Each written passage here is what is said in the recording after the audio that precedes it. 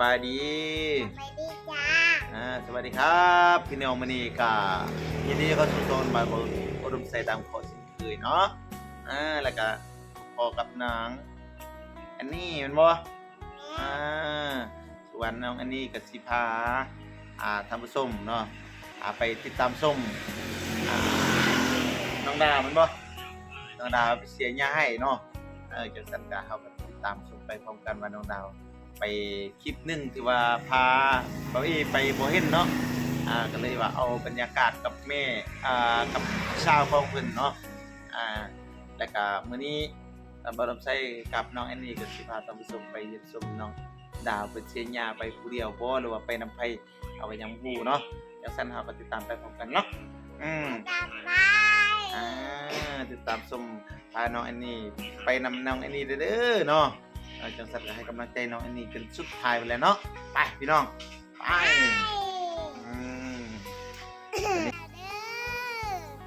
งามบ่เขานี่เขาเป็นงามเลยมีข้าวโพดแดงมีสาลี่แดงมีข้าวโพดแดงมีสาลี่แดงแล้วมีต้นข้าวแดงเขาปลูกไปน้ำกันแม่นบ่มาอย่างหั่นมักเดือยบ่ไปไปอันนี้พา FC ไปยังนี่ไปหาผู้ใดไปให้นำไผ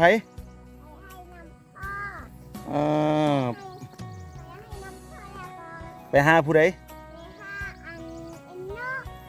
ไอ้ดาวเนาะโอเคเดี๋ยวนี้เพิ่นกำลังเสียหญ้าให้อยู่เนาะ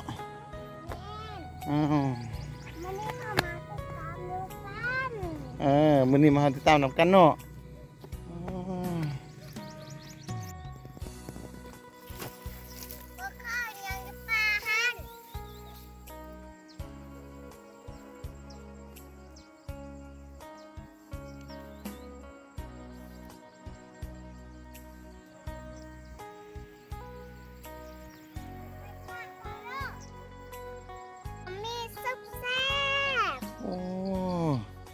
ซุปแกงก็แซ่บบ่ว้าวโอ้ต้มเด้ว้าวเฮ็ดแนวใดตื่มนี่ผสมมีลายสันแกงเฮ็ดหยังใส่หยังเด้ใส่น้ำใส่น้ำแกงว้าวเนี่ยออกได้มันนี่เฮามาไปให้เอ็นโนไอ้ดาวมือมันเนี่ยพอไทยแล้วเมื่อยบ่มันนี่มีพักสุกความลายเนาะซันนี่ปูอยู่ใส่ให้ดาวน่ะอยู่ใส่อยู่พุ่นบ่เข้ามันงามบ่เข้าไอ้ดาวงามบ่เบิ่งดูเถอะงามเนาะสุดยอดนี่ให้มาฮอดแล้วให้น้องดาวเพิ่นโอ้นี่เที่ยงเพิ่นมองเก่าที่เฮาลงคลิปตัวแล้วเนาะน้องดาวอยู่ใส่เด้อบัดนี้ไปซอกมันก่อนไปตักน้ำไปตักน้ำเด้สันอยู่พี่บ่มีน้ำบ่มีเนาะสันมีอยู่ใกล้บ่มีอยู่ใกล้พุ่นเนาะมีอยู่บนโล่งหันเนาะนี่เที่ยงเที่ยงน้องดาวอยู่นี่เด้อซีเมนบอลผักบอลกินเขาของน้องดาวเนาะผักเที่ยงผักลือนั่นเด้อน้องดาวอยู่ใช่เอิ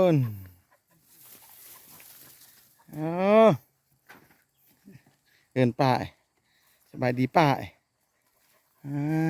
เธอพ่นมาพอน้องดาวเลยเด้อน้องดาวเสียหญ้าบ่ได้ไปช่วยมันเราจะมาไปเบิ่งมัน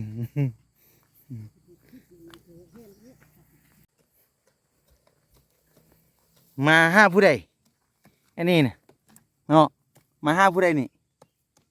เนาะ โอ้สบายดีไอ้เด้อเด้ฮ้อนบ่ถามถามไม่ได้ไอ้หนูฮ้อนบ่เนี่ย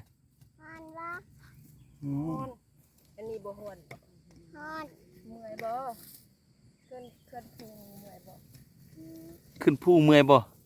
เอ้ยดาถามนี่ มันพูดเมื่อย เมื่อย ยังกินมาอีกบ่ อย่ามาตื้มอีกบ่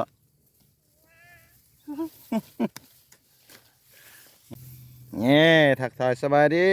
ดองดาพี่น้องเนาะนี่เพิ่นก็ได้เสียหญ้าให้เด้อบัดนี้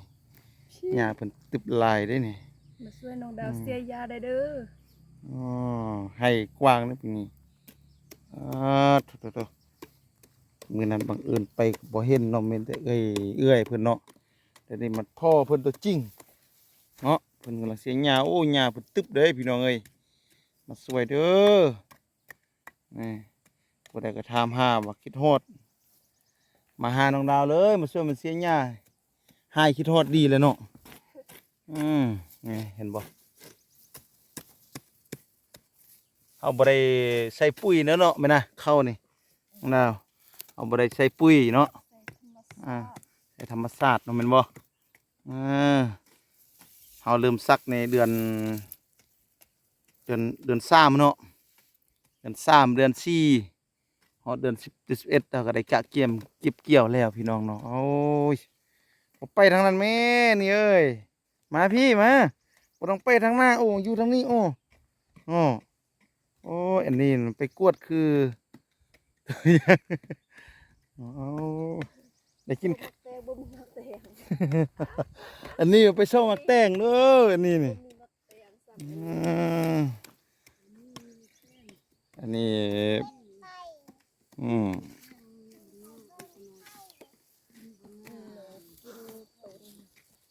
อันนี้ว่าเองไปส่งมักแตงบ่มีมาพี่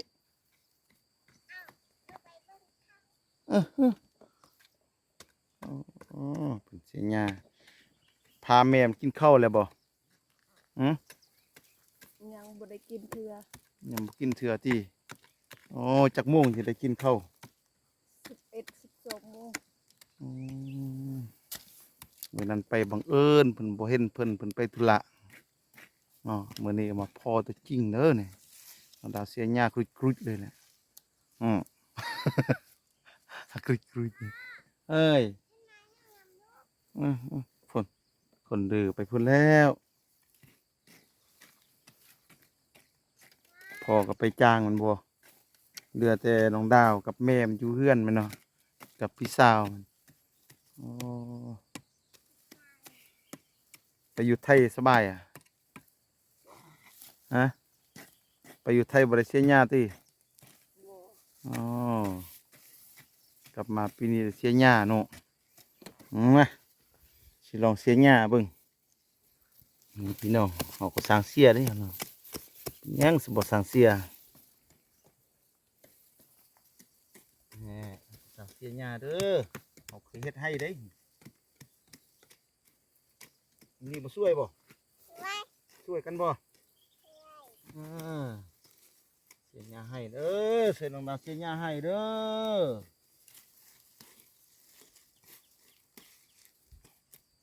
นี่บ่ ขอใจงานนำแย่ โอ้ยบ่สร้างเต้นี่นะ จ้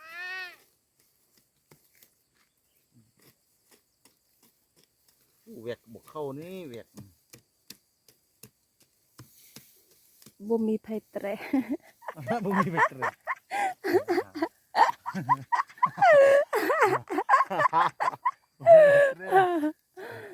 บ่มีเบ็ดตี้ว่ะโอ้พ่อก็บ่อยู่แม่นเนาะ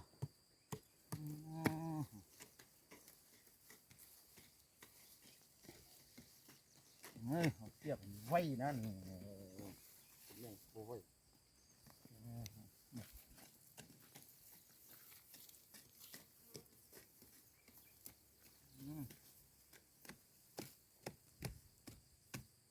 มาประรถแหละเอก มักหยังอันไหนนี่ มาประรถแหละเอก ด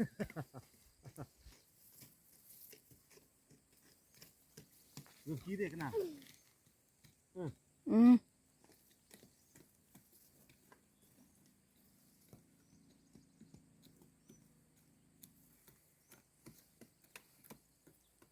กินใช่หรือเงินหอมเงิน ว้า เอ้ย เล่นมากเล่นมาก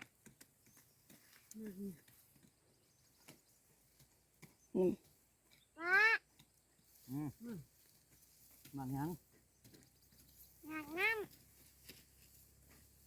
หน่วยใหญ่หน่วยที่คันใหญ่อยากเอาเหรอเอาใหญ่ไปมาเก็บไปเลย โอ้ยนายค่อยลงไปปากเราอันนะไปเก็บพักนำน้องดาวพี่น้องเสียแล้วเละสองคนว่ะเก็บพักยังนี่ ต้องไปบุกเปลนะ พักยังนี่ มักน้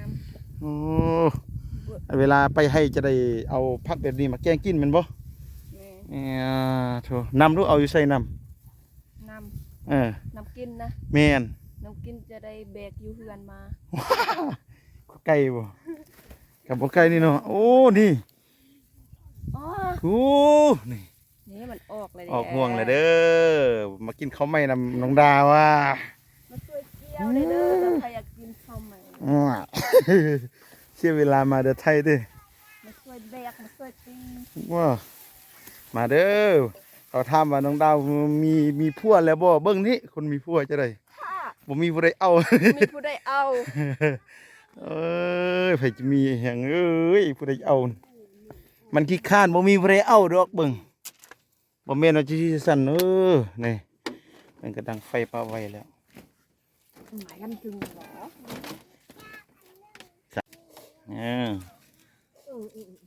เสียงไฟปอไฟอ่ะสกาเกียมออลาม ออลามยันมังนำโอ้ไม่นยังหัน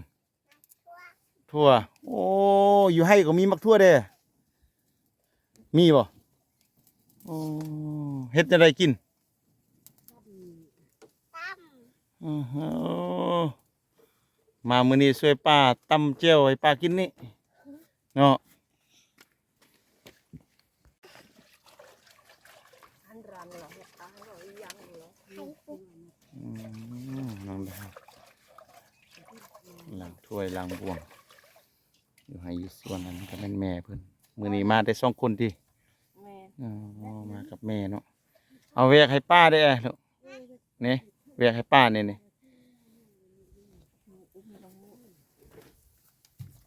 หมาเลยว่าจับในหมอม อืม เลยหมอมมือเลย ทำบุตรผู้ในหมอมห้องทำบุตรผู้ไปจับในหมอมเกลือ นี่นำพี่น้องป้าน้องดาวกับเป้อยู่บ้านมานี่นี่เพราะว่าอยู่พี่มันอยู่ภูอยู่ดอย เนินภูมันสิบ่มีนำพี่น้องเอ้ยก็สิได้เอาอยู่โพ้นมา โอ้เพิ่นสิแกงนี่มันเมนูของเพิ่นมา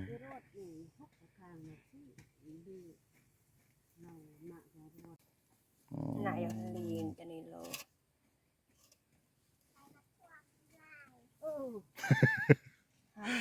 โน่นนะคือพริกเกลือ เพิ่นสิแกงแตงกินบัดนี้เมนูของเพิ่นก็คือแกงมักน้ำพี่น้องนี่เห็นบ่อืม วันเราเล็กๆๆๆๆให้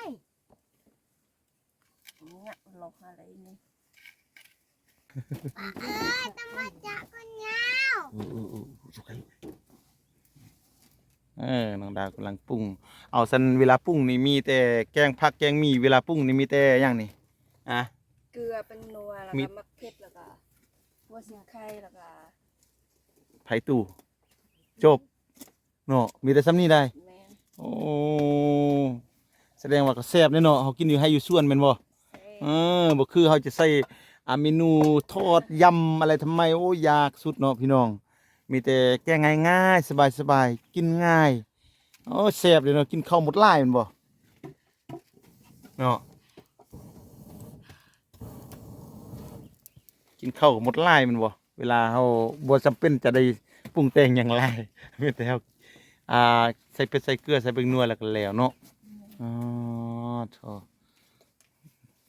มื้อนี้ ใจมาใจพัก แหน่พุ่นไปใจพัก ใจพัก อ๋อได้ใจออกแมันบ่นี่เห็นบ่เพิ่นได้ใจออกเด้ถ้าบ่ใจออกกินแล้วมันหยาบมันนั่นเนาะซ่าแม่นบ่ แม่น อ๋อตอนได้ใจออกเจ๊ได้ล้างที่บ่ได้ล้างอ่ะ บ่ได้ล้าง ถ้าฝนตกก็จะได้ล้าง เพราะว่าบ่มีน้ำได้อยู่ให้ โอ้จำเป็นเนาะได้กินแบบนี้ไปเนาะ แม่น ไอ้น้อยให้จะได้ อืม เฮ็ดจังนี้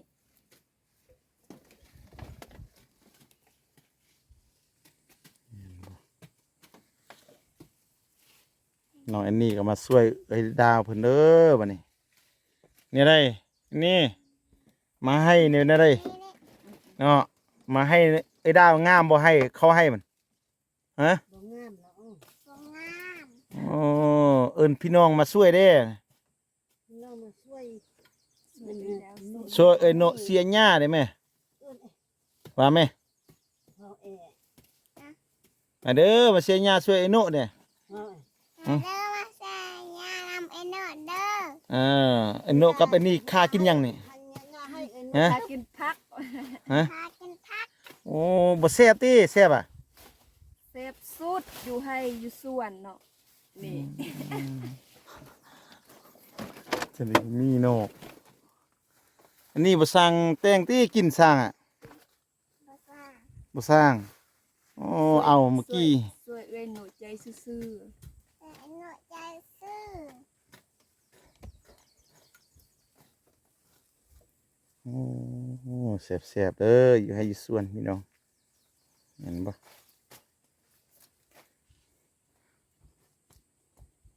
กลับมาคืนบรรยากาศคือเก่าเด้อพี่น้องเนาะอื ไอ้ ม โนด เพิ่นว่าเป็นหยังน้องดาวคือบ่ออกคลิปเนาะคำตอบเพิ่นก็ได้บอกแล้วเนาะแม่นบ่เพราะเฮ็ดได้จริงบ่ออกคลิปนี่อ่าโทรศัพท์ก็ยังดีแมันบ่บ่ดีอ่ะ ๆ จังได๋ เทศคลิปเพแล้ว อ๋อแล้วที่อันใส่ทุกมือนี่มันถ่ายคลิปบ่ได้แมันบ่ มันบ่ได้โทรศัพท์มันฮ้อนไว้ โอ้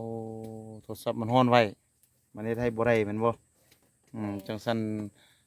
จังซั่นจึงจุในการออกคลิปแม่นบ่ แม่นแหละ อ๋อ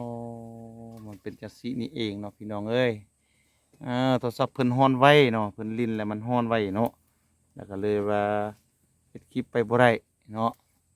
แล้วก็ไฟมันจะหมดไว้แมันบ่ถ้ามันร้อนอ๋อยี่ห้อ Samsung คือของเฮาเรียบร้อยเก็บมับแล้วแหละ Android เด้อของเฮา โอเค นี่คืออันนี้อันใดที่ได้กิน จากโมงจะได้กลับเฮือนกลับซ่านนะธรรมดา 4-5 โมง 4-5 โมงแรงมันบ่อ๋อแต่เป็นตกดินแล้วนะจึงได้ไปเนาะมันเนาะไปเฮือนเนาะอ๋อว่างบ่ให้ปีนี้ วางอยู่ ว่างเนาะปาดโถ่เพิ่นเขามาช่วย FC พี่น้องมาช่วยฮูดเด้อ มาช่วยน้องดาวเกี่ยวข้าวได้เด้อ เดือนใดเกี่ยวนะ เดือนเก้าเดือน10นี่แหละ เดือนเก้าเดือนเก้าเดือน10แมันบ่อ๋อเขาเขาเขาเอิ้นว่าเขาแผ่ อืม เนาะแม่นบ่ แม่ ข้าวแพ้เนาะอันหนึงมันเข้ามันยังข้าวปี้แหน่โอ้ทอกห่วงเลยเด้พี่น้องเอ้ยนี่มันแล้วโอ้ยได้กินข้าวใหม่แล้วเด้อผู้ใดกินข้าวใหม่นํ จะมาช่วยเกี่ยว เอาบ่มีทางรถด้วยเฮ็ดอะไร แม่ลุง ขึ้นภูพุ่นแหล้ว ได้เป้ลงเนาะแม่นบ่ปาดโถอ๋อ เฮ็ดให้จนค่าลอยพุ่นแหละ โอ้หนักหน่วงบัดนี้เนาะโอ้อันนี้ก็ตัวน้อยนี่ก็เฮ็ดเทศว่าเด้นี่ ตั้งใจช่วยนี่เนาะเธออีก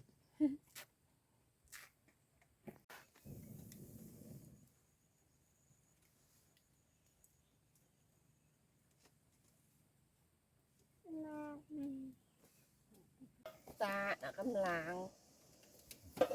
พอดี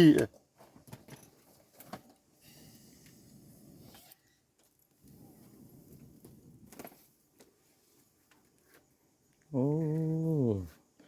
อยู่ให้อยู่ส่วนพี่น้องก็เอาอาณาวัตถุดิบมานี่อันนี้มันยังนี่มันดาว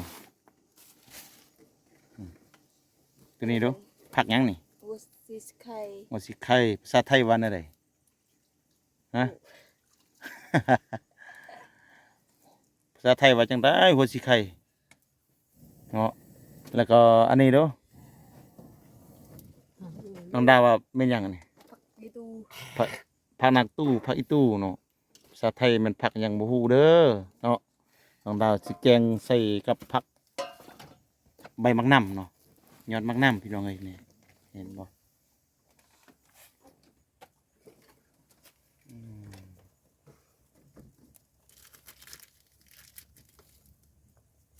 นั่นคือเริ่มอมก๊อกอมอมแบบนี้นะอมเนาะ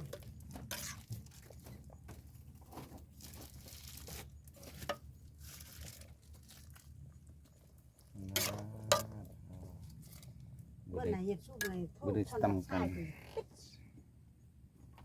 เนาะ เสียบปุ๊บอันนี้4 บาทอีกเค็มเกลือ อ จังได ร่อยมาก เถอะเสียบบ่นี่โอ้หาพาข้าวพาน้ำแล้วเด้อบัดนี้สิกินข้าวกินน้ำแล้วแม่นบ่นั่นนี่เห็นบ่โอ้อันนี้นี่บ่กินนะข้าวบ่กินสิไปกินอยู่เฮือนบ่อยากกินน้ำอ้าว อ้าว คิดอันน่ะ บ่กินข้าวกินน้ำมันนี่เรียบร้อยบัดนี้น้องดาวลองกินเบิ่งเด้อจบบัดนี้ เยอะอะ ข้าวเหนียวเด้พี่น้องเอ้ยว้าดโถกินอยู่ให้อยู่ส่วนก็ต้องข้าวเหนียวแหละปึ๊ด เอามือแหละ ไม่ตะเคียบเพิ่นพี่น้องเอ้ย ไม่ตะเคียบโบราณนี่บ่หน้าตาแซ่บพี่น้องเอ้ย เด้อมากินข้าวนำน้องดาว อยากกินน้ำแห้งเนาะอยากทานนี่อยากกินทานปลาน้ำนี่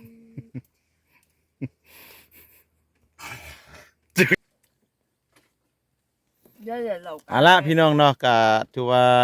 คลิปนี้จะเป็นคลิปที่สุดท้ายกันแล้วเนาะน้องดาวก็ได้กินข้าวกินน้ำกันแล้วเนาะก็อนุญาตเนาะน้ำเพิ่นเนาะเพื่อจะได้ปิดคลิปนำกันเนาะ ถ้าไปได้รับได้ชมคลิปน้องดาวกะอย่าลืมกดไลค์กดแชร์กดติดตามให้ที่ช่อง นัดดาวดมใส่เนาะจังได้ก็ให้กำลังใจน้องดาวยังคือเก่าเด้อเนาะคือเก่าคือเดิมแม่นบ่สุดท้ายนี้นัดบ่าวดมใส่แล้วก็น้องดาวก็สิกล่าวคำว่าสบายดีสวัสดีครับพบพอในคลิปต่อไป